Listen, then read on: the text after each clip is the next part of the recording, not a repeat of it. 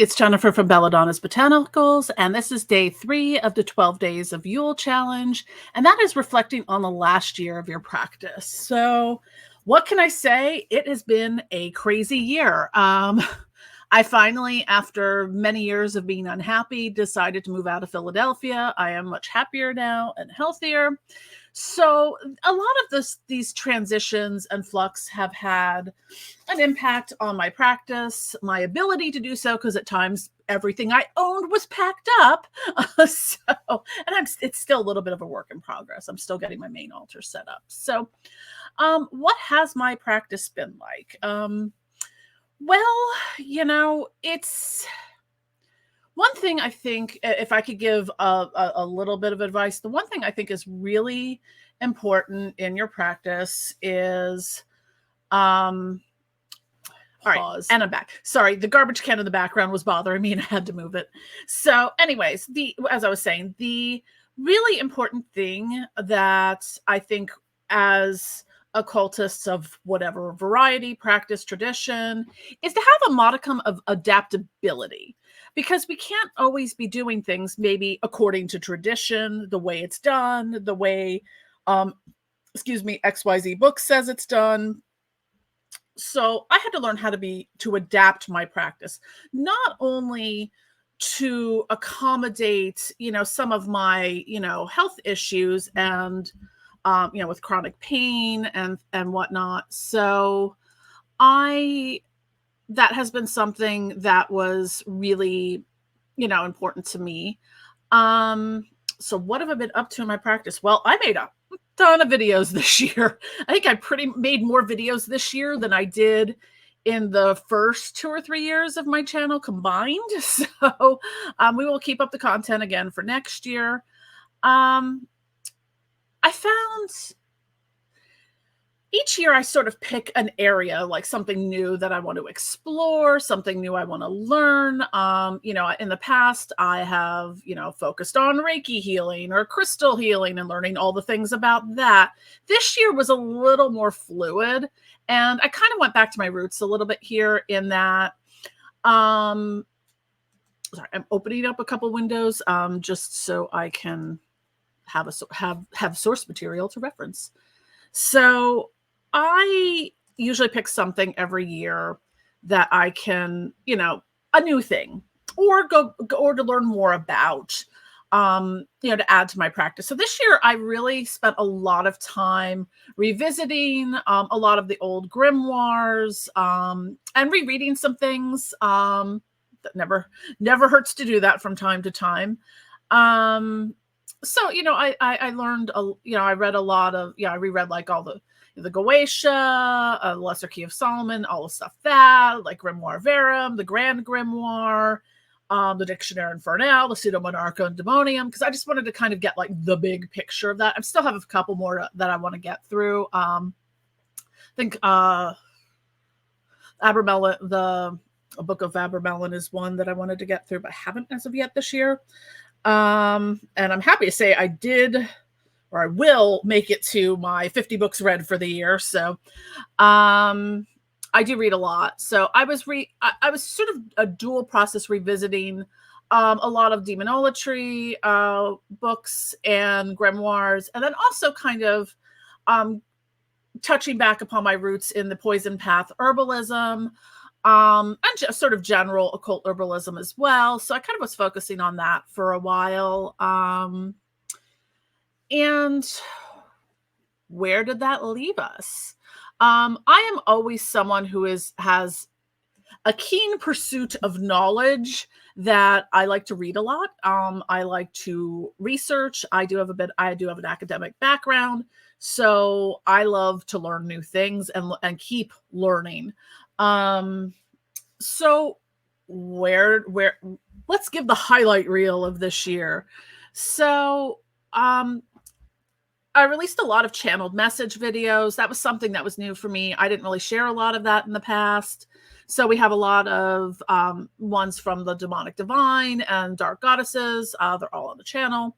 I'm working on starting a Goetia path working series because that was something that a lot of people always like, well, what's your favorite Goetic ritual? Or what's your, what demons do you work with and stuff. So that was something, my biggest project that I started that I'm really proud of, wish it would get more views, is my Spiritual Awakening series. Because I think this is something that Spirit guided me to share.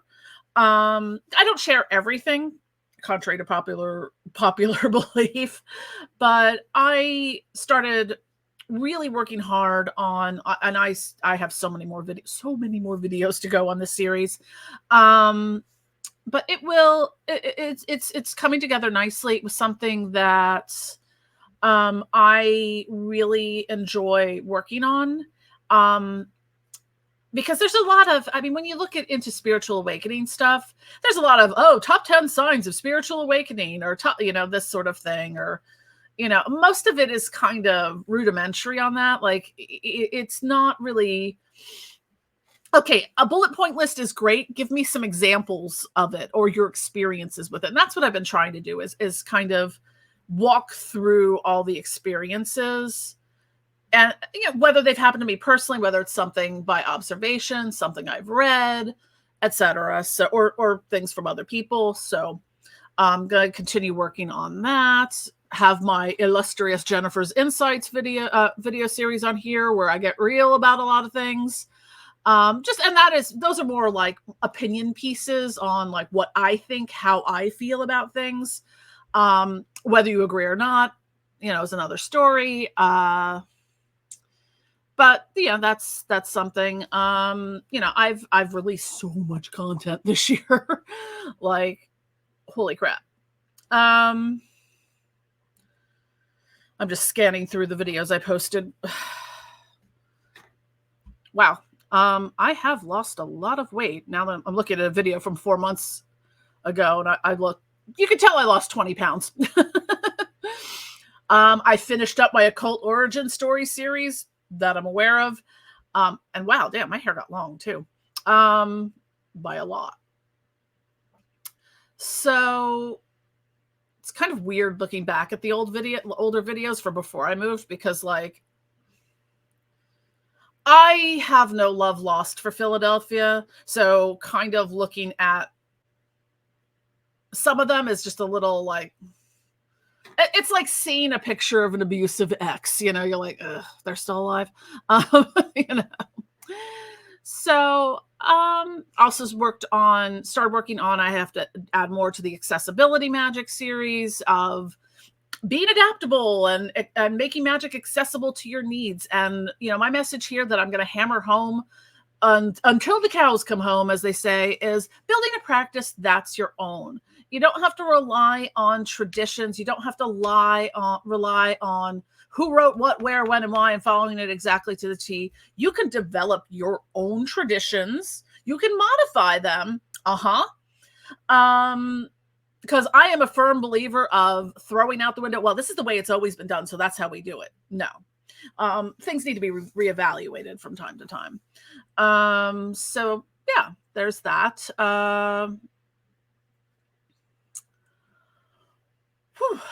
It's been a crazy year. I gotta say, it's been a year of a lot of reconnection. It's been a year of, self-exploration. It's been a year of moving to the next phase, like really, really accelerating growth and opening up the spaces wide so that I can really thrive and grow. So looking back, how has my practice changed, or what has my practice been like? I would say at this point, the best way I could describe my practice is probably somewhere in the flying by the seat of your pants into a wild dumpster fire of clusterfucks, because that's just what I've had to deal with in the past year. Moving obviously is very stressful, takes up a lot of time and resources. Moving yourself and a business, also doubly so. Very, very time consuming and resource heavy. I'm still decompressing from it at this point. So, that is probably that part of it. And now we're going to transition to the one of many random grimoires. Dirty grimoire. I've obviously spilled quite a few drinks and food on my grimoire. So, this I started maybe technically late last year. Yeah, like looked like the end of December or end of November last year. So I have a lot of things in here that I started working on. Some that I obviously left. That's funny. I have outlines for old videos I did in here, or bullet point notes. So I've been working with my spirit guides a lot more, and also doing a lot of work with my higher self. That has been something that not only my guides, but the spirits I've worked with have pushed me towards. It's always funny when I look through grimoires, is I always find a whole lot of things, recipes and formulations for things that I haven't made yet. So far I've got a lot of sigils. This is usually where my channeled notes kind of go. Yeah, this is going into some of the channeled stuff, and then things I wrote on random other things and then taped into here. So I was trying to get to some of the more contemporary stuff that maybe isn't covered in like 400 previous videos.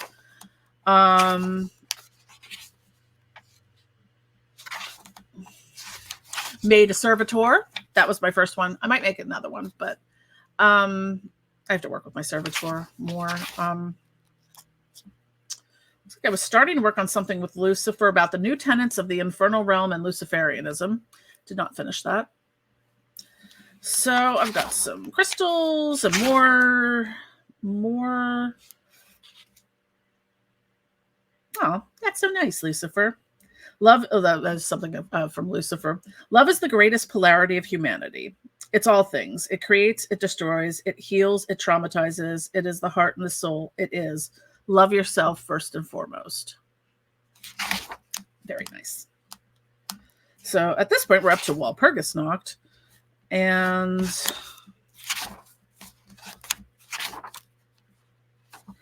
let's see. Back in June, I started microdosing psilocybin.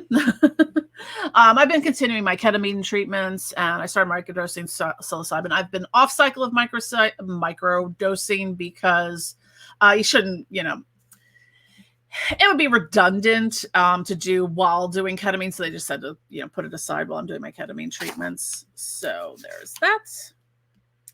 And then there's a gigantic gap because I was in the middle of moving, and a lot of it is directly in videos. Like, excuse me, I have to go into some of them and like annotate them back out.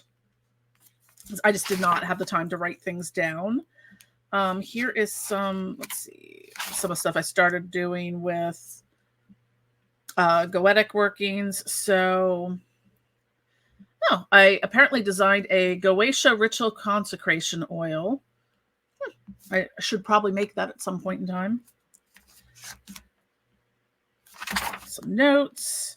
Oh, the most recent one, I haven't talked about this yet because it's still a work in progress of things being downloaded. And going to give out a huge shout out to Sarah Patricelli. Check out her channel. I will try to link it below. But at some point, she's also a Reiki master as well. So at some point last year or the year before, she gave me the attunement for her blue fire Reiki. And I think this year I did the purple fire one. What was interesting when I was talking to her, because I was recently working with the blue fire Reiki, and which was something I believe came through Azazel or Zazel. Was that when I was working with it, Lucifer showed up to give me something called red fire Reiki and also the symbols for it as well. And then everyone started showing up, giving me new Reiki symbols and attunements. So I have Lucifer's red fire Reiki. I'm probably going to do a different video on this. I just want to give you these are something now going back to, there's a gigantic stack of stuff on my couch or my ottoman rather in the living room of all the random things on pieces of paper. And one of the things I'd written down either earlier this year or last year was offering different types of like empowerments or like Reiki attunements the spirit guided one. So once I saw that, I think it triggered something in my mind. What was interesting was when I was talking to Sarah about, I was like, hey, so I was working with the blue fire Reiki and all this happened. She's like, what's interesting is the purple fire Reiki came about that way too. Someone, she had passed the attunement to someone, and then they had gotten the symbol and gnosis for the purple fire Reiki. I'm like, well, we have Lucifer's red fire Reiki, which is love, self-love, heart chakra, heart healing, cord cutting breakups, passion, soulmates, and twin flames.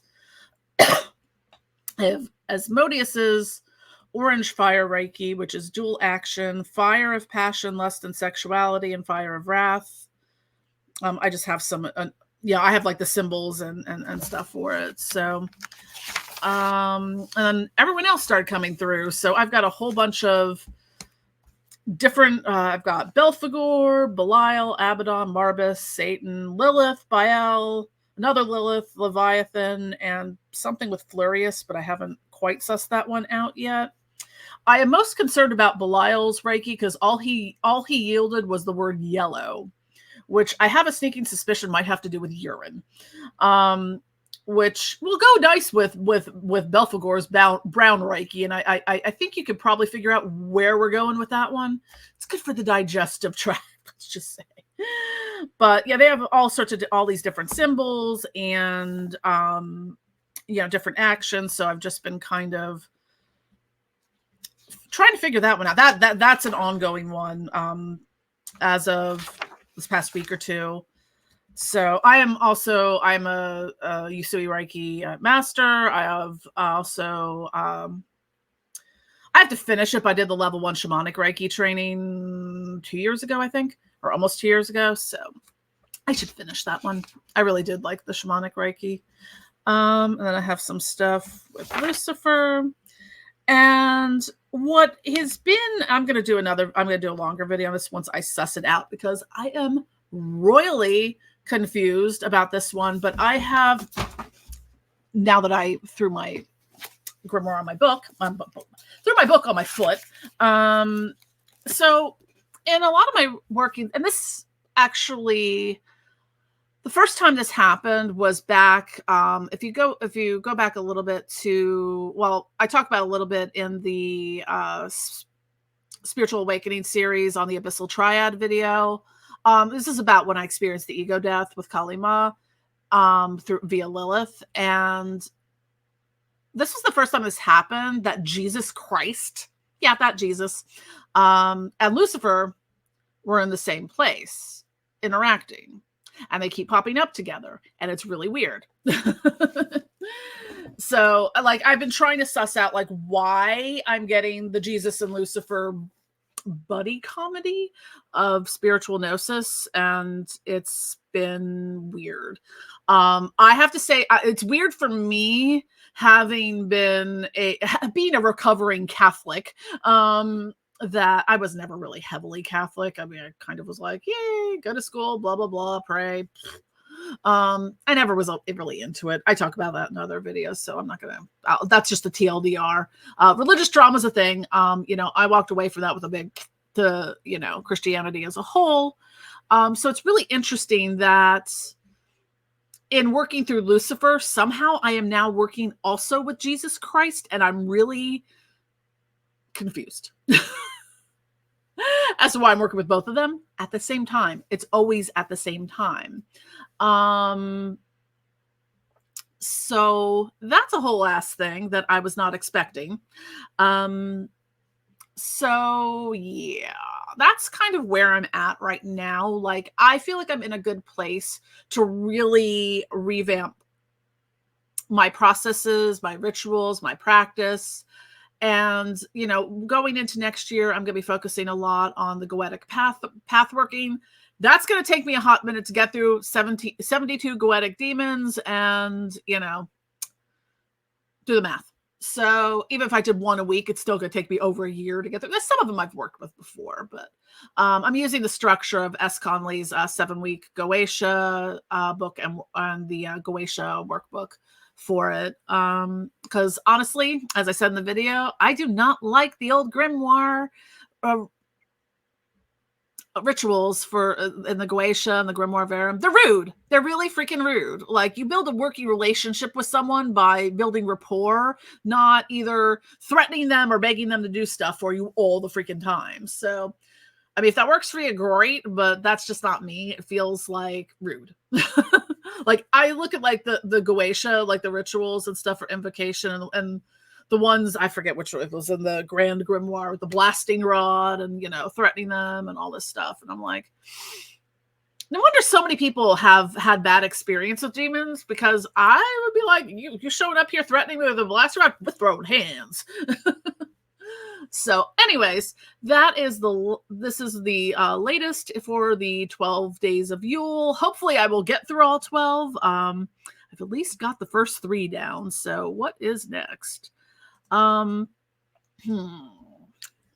have to think of something for Yule divination, crafts, or charms for that. So that would be for Christmas Eve. So anyways, thanks for watching. Don't forget to click like and subscribe. Be sure to sign up for our e-news, follow us on social media so you see so you actually get notifications of things, because algorithms suck. Love you all, and have a blessed Yule and solstice and every holiday that